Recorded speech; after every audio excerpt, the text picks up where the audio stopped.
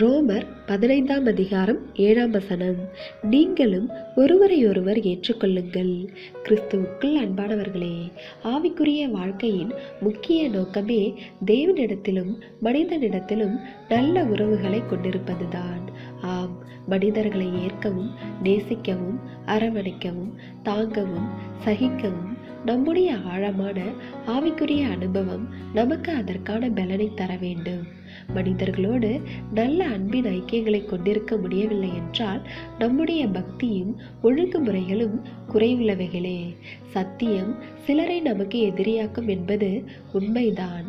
அதே வேளையில் நம்முடைய சத்தியம் எல்லோரையும் நமக்கு எதிரிகளைப் போல பார்க்க தூண்டினால் நாம் தேவ அன்பின் சாரம் கொண்ட உண்மையான ஆவிக்குரிய வாழ்க்கையில் இல்லை என்பதே பொருள். தம்மை காட்டிக் கொடுக்க போகிற யூதாசை கூட 3½ ஆண்டு காலம் தம்மோடு வைத்துக் கொள்ள முடிந்த ஆண்டவராகிய இயேசு கிறிஸ்துவை நினைத்து பார்க்க வேண்டும். எனவே தேவ பிள்ளைகளே, கிறிஸ்து நம்மை நம்முடைய பலவீனங்களோடு ஏற்றுக்கொண்டது போல நாமும் மற்றவர்களுடைய பலவீனங்களை ஏற்று அதை சகிக்கவும் பொறுத்து கொள்ளவும் முயற்சி செய்ய வேண்டும். அப்பொழுது நாம் எந்த நிலையிலும் நிதானம் இழக்க மாட்டோம். தேவனுடைய நாமமும் மகிமைப்படும். தேவனுடைய கிருபையும் இரக்கமும் உங்கள் அனைவரோடும் இருப்பதாக. ஆமென்.